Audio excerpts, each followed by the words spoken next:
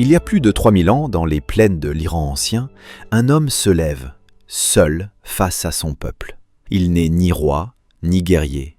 Il ne vient ni imposer, ni séduire, il vient appeler. Zoroastre, ou Zarathustra comme on l'appelait dans sa langue, n'a pas laissé des lois gravées dans la pierre.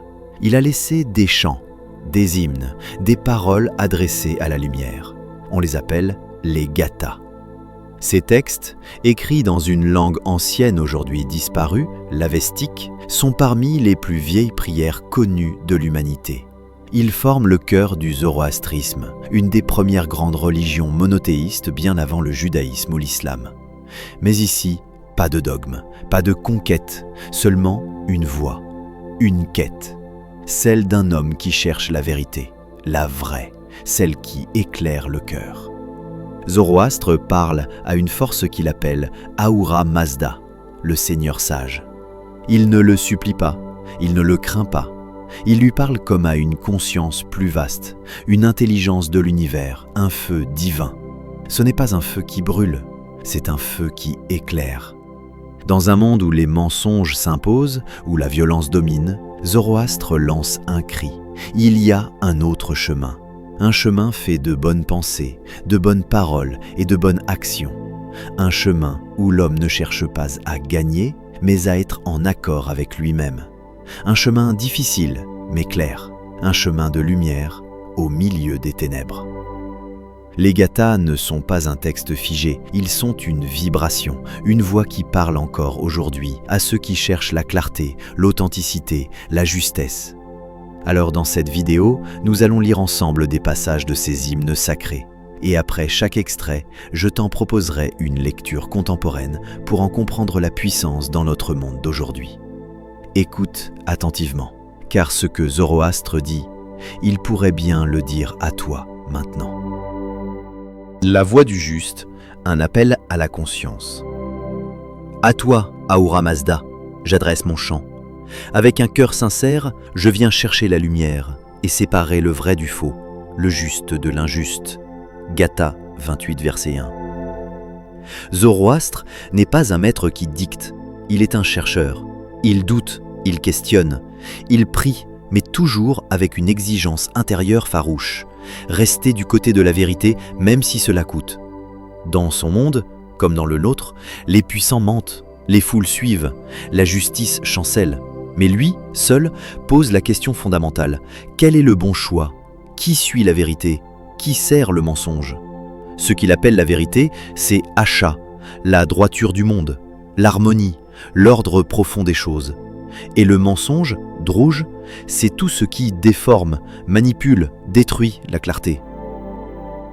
Je choisis, ô Mazda, celui qui enseigne la droiture, et non celui qui flatte par les paroles vides. Que mon choix me rapproche de toi. Gatha 31, verset 2. Dans cette lutte, il y a une responsabilité personnelle. Zoroastre dit « Ne suis pas le mensonge, même s'il est séduisant. Ne te laisse pas emporter par la foule, même si elle t'applaudit. Cherche la lumière, cherche ce qui est juste, bon, profond. » À ceux qui écoutent avec discernement, la vérité se révèle comme un feu. Mais pour les autres, elle n'est que fumée. Gatha 31, verset 8. Aujourd'hui encore, cette voix parle. Dans un monde saturé de bruit, de polémiques, d'images vides, la question reste la même. Qu'est-ce qui est vrai? Qu'est-ce qui élève? Qu'est-ce qui éclaire? Zoroastre ne te donne pas une réponse, il te donne un appel à devenir un être conscient, honnête, engagé, un appel à penser par toi-même, parler avec justesse, agir avec intégrité. Et cet appel est toujours valable aujourd'hui. Le feu intérieur, une lumière du cœur et du monde. Ô feu divin, fils d'Ahura Mazda, toi qui vois chaque pensée, chaque action, sois le juge entre le juste et le menteur, car ta lumière ne se trompe jamais. Gatha 43, 4. Le feu chez Zoroastre n'est pas un simple symbole, c'est une présence vivante, un miroir de la vérité, un lien direct entre l'homme et la sagesse divine. Dans les Gathas, le feu est à la fois extérieur et intérieur. Il éclaire les gestes, mais surtout les pensées. Il ne brûle pas la chair, il purifie la conscience. Le feu connaît les secrets de l'homme, il consume l'orgueil et éclaire l'humilité. Il donne sa chaleur à celui qui cherche avec droiture. Gatha 31.3. Dans la tradition zoroastrienne, les temples ne contiennent pas d'idole, mais un feu sacré qui ne s'éteint jamais. Ce feu est une image du discernement, du souffle intérieur, de la clarté morale. Zoroastre nous dit que chacun porte une étincelle de ce feu, mais cette étincelle peut s'éteindre si elle est négligée ou alimentée si elle est nourrie par la vérité. Celui qui alimente le feu de son âme par la pensée juste, celui-là avance vers la lumière, même dans la nuit. Gatha 31.14. Dans notre monde moderne, on parle souvent d'éveil, de lumière, de pleine conscience. Mais Zoroastre nous rappelle une chose simple, la lumière ne vient pas de l'extérieur. Elle commence par un choix intérieur, un engagement à voir clair, à dire vrai, à rester en paix avec soi. Le feu sacré ne demande rien, il éclaire ou il consume, selon ce que tu portes en toi. Zoroastre ne cherche pas à impressionner, il cherche à allumer un feu en nous, un feu calme, constant, juste, un feu qui nous rappelle que dans un monde souvent opaque, la lumière n'est pas absente, elle est simplement oubliée. Le bien penser, le bien dire, le bien agir. Que mes pensées soient pures, que mes paroles soient vraies, que mes actes soient justes, car c'est ainsi que l'on honore la vie. Gatha 50, verset 5. Dans les Gathas, la sagesse de Zoroastre se condense en 3 piliers simples mais profonds. Umata, c'est-à-dire la bonne pensée, Ukta, c'est-à-dire la bonne parole, et Varjta, c'est-à-dire la bonne action. Ce triptyque est l'âme de l'éthique zoroastrienne. Pas de ritualisme vide, pas de formule magique, juste une vie cohérente de l'intérieur vers l'extérieur. Celui dont les pensées sont pures, dont les paroles ne blessent pas et dont les actions nourrissent la justice, celui-là suit le chemin d'Ahura Mazda. Gatha 34, verset 8.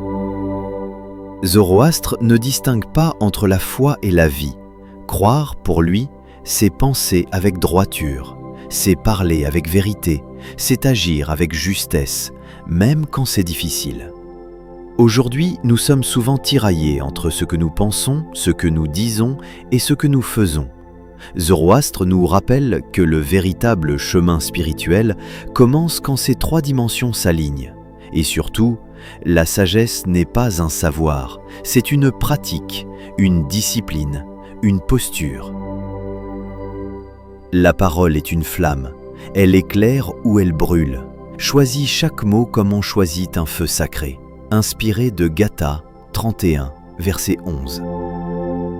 Dans un monde où la parole est gaspillée, où l'on parle pour convaincre, dominer, divertir, les Gathas nous appellent à retrouver le poids des mots, à faire de la parole un acte sacré et à comprendre que la sagesse commence par ce que je pense quand personne ne m'écoute, par ce que je dis quand je pourrais me taire, par ce que je fais quand rien ne m'oblige. Pense avec clarté, parle avec vérité, agis avec justesse, et tu feras briller la lumière d'Ahura Mazda dans ce monde. Zoroastre face au doute, au silence et à l'épreuve. Ô Mazda, je t'invoque, mais mes paroles semblent tomber dans le vide. Le juste est seul et le menteur triomphe. Où est ta justice quand l'homme de vérité est réduit au silence? Gatha 46.1. Zoroastre n'est pas un prophète triomphant. Il n'avance pas avec des foules à ses pieds. Il marche souvent seul, incompris, rejeté par les puissants, moqué par les prêtres du mensonge. Mais ce qui rend les Gathas si touchants, c'est ce mélange rare de force et de vulnérabilité. J'ai cherché la vérité et l'on m'a traité de fou. J'ai parlé de justice et l'on m'a menacé. mais je continuerai, car la lumière n'a pas besoin d'être crue pour exister. Inspiré de Gatha 46, 3-4. Zoroastre doute. Il interroge le silence de Dieu, mais jamais il ne renonce à la confiance intérieure. C'est cela qui nous parle aujourd'hui, peut-être plus que tout. Un homme debout, lucide, blessé, mais fidèle à sa voix intérieure. Je choisis de croire non pas parce que tout va bien, mais parce que je refuse de céder au mensonge. Aujourd'hui encore, nous vivons ce silence. Quand tu fais un choix juste et que personne ne le voit. Quand tu restes droit et que le monde t'ignore. Quand tu refuses de tricher et que tu perds. Zoroastre a connu cela. Et dans ce désert moral, il a laissé une prière. Une parole qui ne plie pas. Une lumière intérieure qui ne s'éteint pas, même quand le ciel se tait. Ce n'est pas la religion qu'il nous transmet. C'est une attitude, un souffle, une fidélité au vrai, même sans récompense immédiate, même sans bruit, même dans le silence. Il convient de noter que Zoroastre n'a pas bâti de temple en or. Il n'a pas laissé de lois gravées dans la pierre. Il a seulement laissé des mots, en feu. Des chants de lumière, des prières de vérité, une voix solitaire mais inoubliable.